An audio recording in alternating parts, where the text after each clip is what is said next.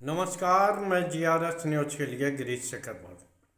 आज के इस ब्लॉग में मैं बताऊंगा कि संसद में गतिरोध के बाद किस प्रकार सरकार घुटनों पर आई है और उसने एसआईआर को लेकर चर्चा कराना सुनिश्चित कर लिया है। ये चर्चा 9 दिसंबर को होगी। 10 घंटे का समय इसके लिए निर्धारित किया गया है और किस प्रकार नीतीश कुमार ने अमित शाह और गुजरात लॉबी को खरी खरी सुना दी है।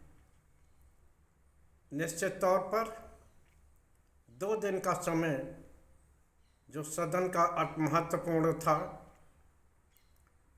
वो जनता के मुद्दों के लिए सदुपयोग में आ सकता था, लेकिन सरकार ने अपनी हठधर्मिता के कारण उस समय को जाया कर दिया है।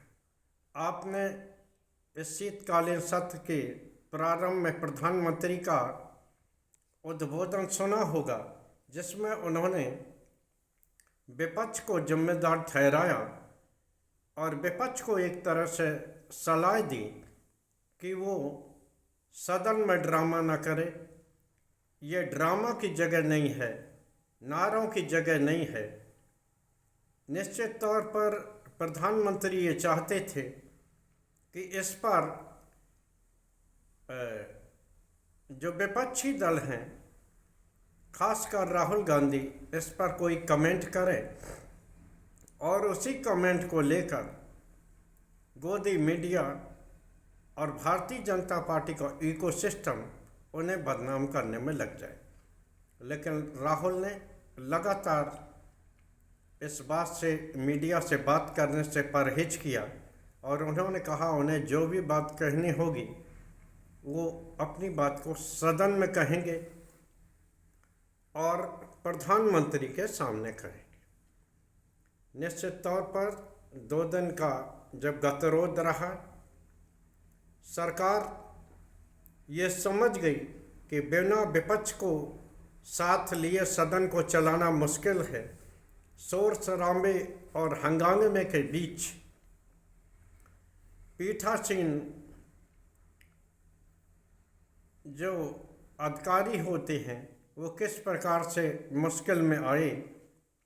ओम बिरला को 5 मिनट भी सदन चलाना मुश्किल पड़ा और राज्यसभा में सभापति राधाकृष्णन, जिनका कि ये पहला ही सत्र था, उन्होंने विपक्ष की आवाज़ को बखूबी सुना, जिसको लेकर सत्ताधारी दल असमंजस में और शोर शराबा करते हुए देखे गए। निश्चित तौर पर राधाकृष्णन जी का आगे चल के रवैया क्या होगा, लेकिन उनके रवैये से, जिस प्रकार उन्होंने सत्ताधारी दल के सांसदों को नॉट गो ऑन रिकॉर्ड कह के उन्हें चुप कराने की कोशिश की, वैसा ही समय मुझे पूर्व सभापति जगदीप धनखड़ का याद आया, जो विपक्षी दलों के सांसदों के बोलते ही ये लगातार दोहराते रहते थे। कल सभापति की चेयर वही थी, सत्ताधारी दल की ओर से सभापति थे, लेकिन जिस प्रकार वो ऊधम मचाने पर, शोर शराबा करने पर सत्ताधारी दल को डांट फटकार कर रहे थे और उनकी बात को रिकॉर्ड पर नहीं ले रहे थे, निश्चित तौर पर ये दर्शाने को काफ़ी है कि अभी राधाकृष्णन का जो रवैया है वो ठीक है। आगे चल के वो किस ओर ढलेंगे, ये देखने वाली बात होगी। खैर, अब सरकार ने ये मान लिया है कि वो एसआईआर पर चर्चा कर रहे हैं, लेकिन एक और मनोरंजक वाकया हुआ सदन में, जब सरकार संचार ऐप के जरिए फ़ोन में घुसपैठ करने की बात कहने लगी और एक आदेश के जरिए ये कहा गया कि मार्च 26 के बाद जो भी फ़ोन बनेंगे उसमें अनिवार्य रूप से संचार साथी ऐप उसमें रहेगा।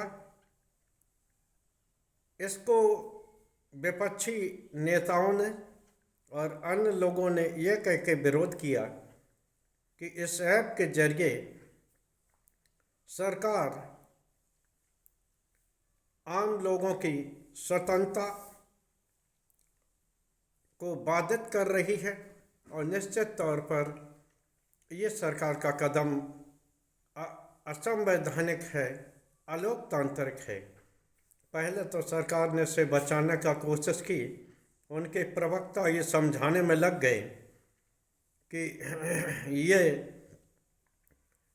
फ़ोन चोरी की बढ़ती घटनाओं के लिए इस बात का प्रयोग किया गया है, लेकिन बाद में सरकार ने रोल बैक किया और दूरसंचार मंत्री ज्योतिरादित्य सिंधिया आए। उन्होंने कहा कि अगर आपको ये लगता है कि ये ऐप अच्छा नहीं है तो यूजर इसे डिलीट कर सकता है और इनको इंस्टॉल कर सकता है। लेकिन ये बात भी उनकी गलत साबित हुई, क्योंकि जो आदेश जारी हुआ था उसमें साफ इस तरह का उल्लेख था कि संचार साथी ऐप को ना तो डिलीट किया जा सकता है ना इंस्टॉल किया जा सकता। खैर, जो भी है सरकार इस पर रोल बैक करी है। और इधर एसआईआर को लेकर चुनाव सुधार को ढाल बनाते हुए सरकार इस पर चर्चा के लिए तैयार हुई है। निश्चित तौर पर 9 तारीख को इस पर चर्चा होगी, पक्ष विपक्ष अपने दलीलें रखेगा और इसके बाद जो उसका सार निकलेगा उस सब से लोकतंत्र के वो हित में होगा। और इस बीच लगातार माननीय उच्चतम न्यायालय में सुनवाई चल रही है। हो सकता है उनका भी आदेश इस बीच आ जाए या अगले हफ्ते आ जाए। खैर, जो भी होगा वो लोकतंत्र के हित में होगा, ऐसी मुझे आशा है। लेकिन सबसे ज़्यादा मनोरंजक घटना बिहार में घट रही है, जहां नीतीश कुमार को एक तरह से बंधक सा बनाया जा रहा। राजनीतिक रूप से वो मुख्यमंत्री जरूर हैं। भारतीय जनता पार्टी को चुनाव परिणाम के मद्देनज़र नीतीश को मुख्यमंत्री बनाना पड़ा, ये बात सभी आप लोग जानते हैं। लेकिन गृह मंत्रालय लेके, जो कि लगातार 20 साल से मुख्यमंत्री नीतीश कुमार के पास ही रहा, पहले वो उनसे छीना गया, इसके बाद अपना विधानसभा अध्यक्ष प्रेम कुमार को बना के मुख्यमंत्री को, नीतीश कुमार को एक सजावटी वस्तु बना के रखने की जो योजना थी, उस पे नीतीश ने कल करारा प्रहार किया है। उन्होंने साफ बता दिया कि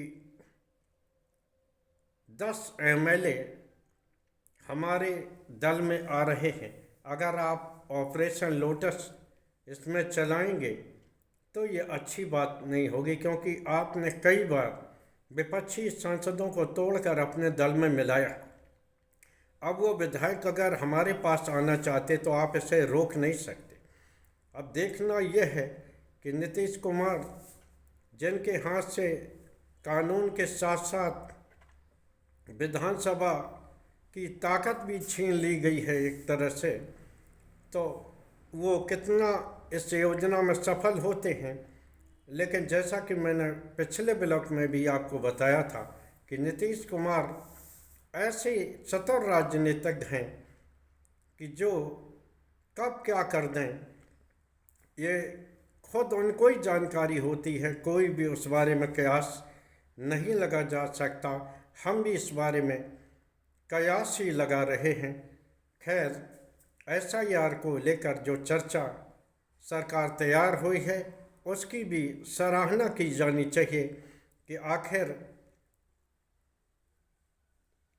चर्चा की जगह सदन है, वहाँ नारों का कोई काम नहीं है। आशा है कि 9 तारीख को इस चर्चा के बाद कुछ न कुछ सार जरूर निकलेगा जो देश के लोकतंत्र के हित में होगा और चुनाव आयोग को आईना दिखाएगा। आज के ब्लॉग में बस इतना ही। जय हिंद, जय भारत। कल फिर किसी नए मुद्दे पर आपके साथ जुड़ने की कोशिश करूँगा।